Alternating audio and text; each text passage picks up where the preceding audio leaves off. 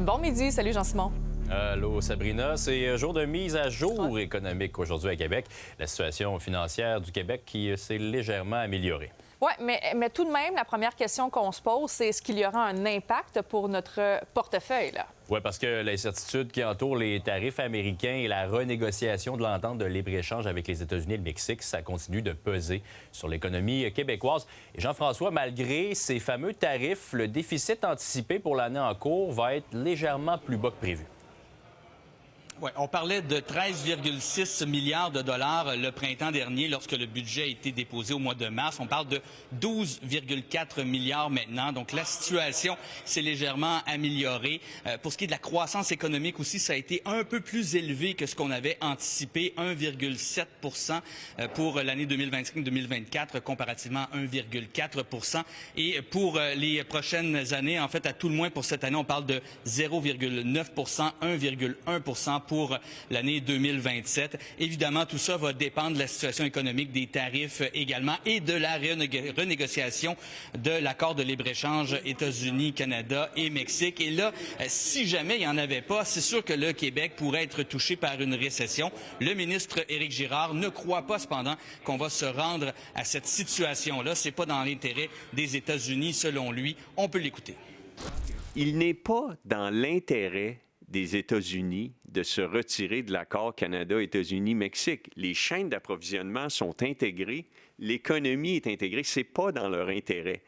Et normalement, des tarifs, ça baisse la production puis ça monte les prix. Alors, ce n'est pas bon pour l'économie américaine. Donc, c'est très peu probable que les Américains se retirent complètement de l'accord Canada-États-Unis-Mexique. Mais si c'était le cas, bien, ce serait difficile pour l'économie canadienne, c'est bien certain. Les citoyens, le gouvernement Legault qui annonce aussi quelques mesures d'aide pour les contribuables, mais aussi pour les entreprises. Voilà, c'est pas beaucoup pour les contribuables. On parle de réduction des cotisations au régime des rentes du Québec, au régime québécois d'assurance parentale également, mais ça devrait donner là, en moyenne environ 137 $ par année de plus aux travailleurs salariés. Donc, on comprend que c'est pas beaucoup.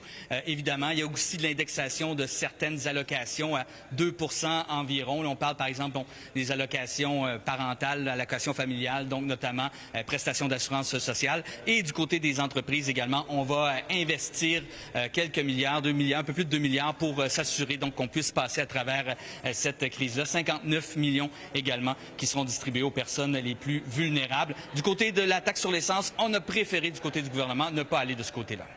Ce que j'ai entendu dans l'élection dans Arthabasca, il y avait des promesses qui allaient jusqu'à l'ordre d'1,5 milliard par année, mais c'est pas responsable. On a des gens qui disent de l'augmenter, on a d'autres qui nous disent de la baisser. Nous, on agit de façon responsable. On pense que la meilleure des solutions ici, c'est de ne pas bouger sur la taxe sur l'essence.